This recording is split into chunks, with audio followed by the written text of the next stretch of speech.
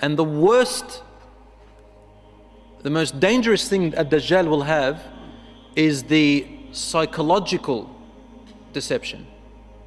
Dajjal, the worst, I mean, what's so bad? I mean, we've had many wars before and Muslims have been wiped out in countries, in places before, but this Dajjal, he doesn't wipe out or take over the rule or authority or power in the world really by weapons of mass destruction or all that stuff. He takes it over by the psychological war.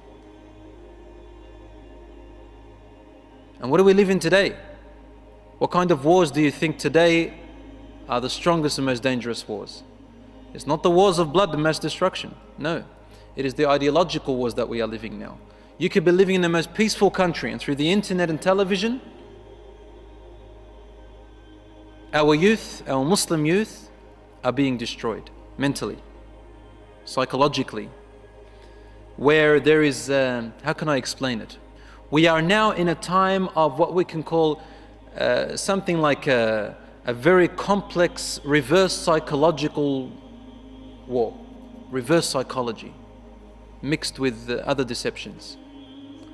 You look at the evil and you think it's good, and it comes to you with a smile. And our youth think it's okay, until religion is looked at as a restriction rather than a protection. We're not going to dwell too much on that, but what I do want to let you know is that at the moment, the Dajjal will not come until there are prerequisites. There are certain occurrences that are going to happen before the Dajjal comes out. And this man, a Dajjal, will come out at a time where the world is ready to accept him in his Dajjal, in his deception. Will find followers. Ad-Dajjal. Rasul sallallahu alaihi wasallam called him Al-Masih Ad-Dajjal or Al-Masih Ad-Dajjal. Why? The word Al-Masih, the one wiped off, or because referring to one of his eyes, it looks like it's wiped. The light has gone away from it. It's dark and he can't see with it. One eye he can't see.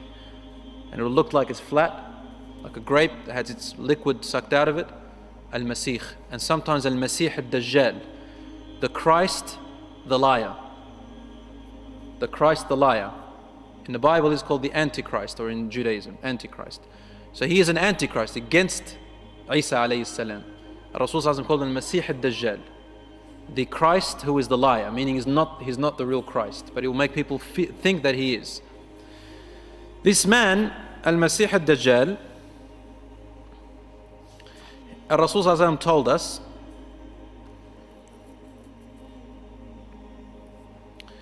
will cause fitna to all people with everything that Allah has given him of powers. He will make rain come down as he wills wherever he wants it to come, and he'll deny it from the people he doesn't want to have rain. He can revive the land with crops and plantation, and he can cause another land to be dead and never have crops and plantation, so no food for its people. And many other such powers which Allah has given him in order to test the people as one of the final tests for mankind towards the end of the last time. As for Isa alayhi salam, in order to distinguish him from him, Isa alayhi salam used to heal the blind bi'idhnillah, and he could raise the dead bi'idhnillah, really, like in real. Ad-Dajjal can't do these, but he will be an illusion. He will make it look like he has risen people from the dead, and I'm going to explain that in a minute, inshallah. He is also called Al-Masih, not only because of the eye that looks like it's been wiped off, but also the word Masih in Arabic means that the one who will spread out through the world. He will go everywhere in the world, and it's also true. He will go everywhere in the world. He will reach every place in the world and occupy it except for two places: Mecca and Medina, or Tiba, or Yathrib, as it's called. It's got three names, it's got several names. Al-Masih calls it, Al-Masih Ad-Dajjal calls it Tiba. Tiba means Medina and Mecca. He will not be able to set foot, he will not be able to go into it, but he will reach its borders, and he will try to deceive the people who are in there.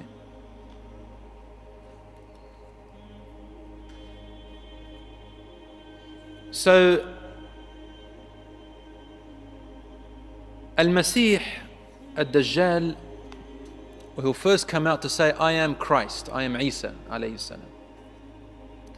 Rasul sallallahu alayhi wa sallam describes him, Aj'adu Sha'r.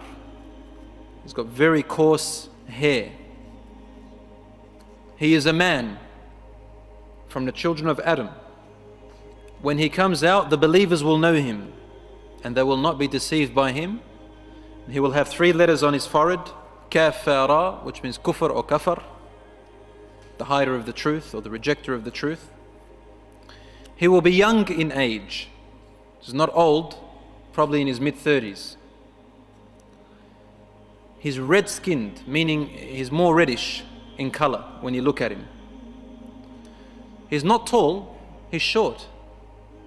Reasonably short, relatively short. But his body is very stocky, it's huge. Like when you look at him, you say, whoa, he is a huge man.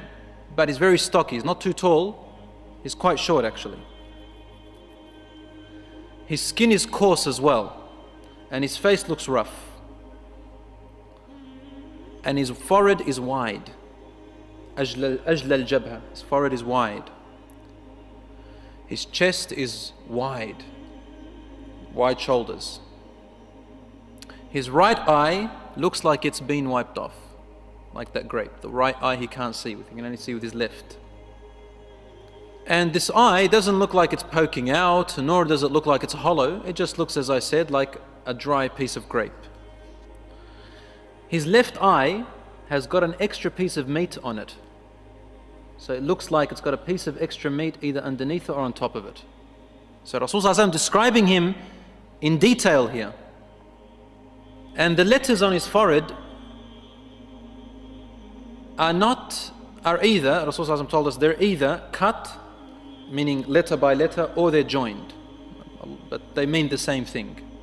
Every Muslim will be able to read it except the kafir.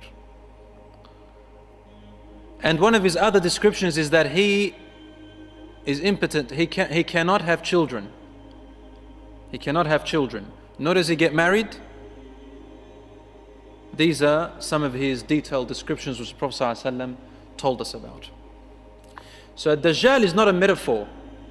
It's not, some people they say to you, the Dajjal, what the Prophet ﷺ is talking about is the television.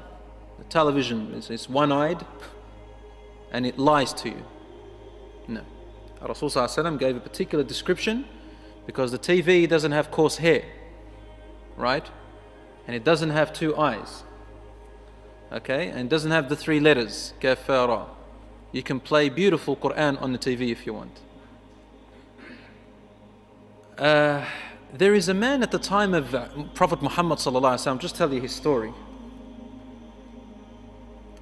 His name was nicknamed Ibn Sayyad, Safi ibn Sayyad. His name was Safi, son of Sayyad.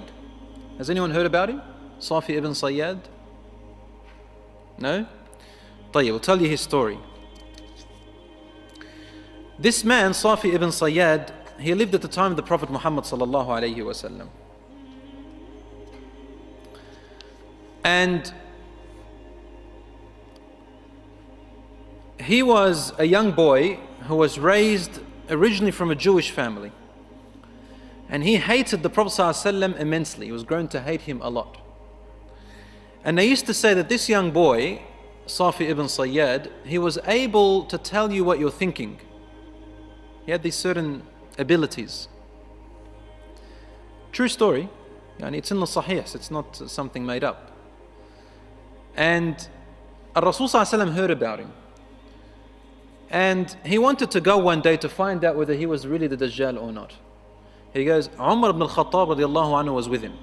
And they were going towards the village where Safi ibn Sayyad was. And he was sitting down, playing with something, when his mother, when Rasul ﷺ was trying to come, Umar al-Khattab describes, he says, he's coming from tree to tree. Rasul ﷺ is hiding behind the trees, trying to come closer to this boy to try and hear what he's saying. He was saying some things, we want to hear him, what he says. As Rasulullah ﷺ approached Safi very closely, he got very close and started to hear what he's saying. Suddenly the boy's mother saw the Prophet ﷺ and she said, Ya Safi, dhaka Muhammad. Muhammad's there, sallallahu alaihi wasallam. And Safi looked up and stopped talking. He started getting angry. Like that, he hated him, sallallahu alayhi wasallam, for no reason. Rasul said, if only his mother didn't see me, I could have listened for a few more words and I would have known whether he is the Dajjal or not. Because people were talking about him being the Dajjal himself.